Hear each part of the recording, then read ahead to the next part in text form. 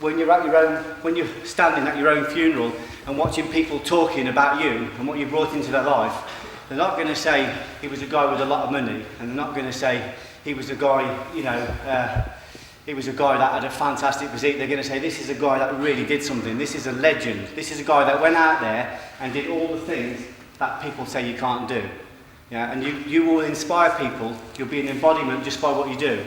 It won't be by standing there talking to them, it'll be by going out and doing it. You'll be going out and every single thing you think you can't achieve, you should go out, write it down and make it happen. And the moment you intend to do that, you will orchestrate the whole universe to make it happen for you. I'll guarantee it. And it'll be so quick and so real, it will scare you. Because you'll create things and then you think, fucking hell, I'm not sure if I want that now. Now it's here, now I've got it. The potential is there, the potential is infinite. They take abundance from abundance, abundance still remains. It's massive. Thank you everyone, great session.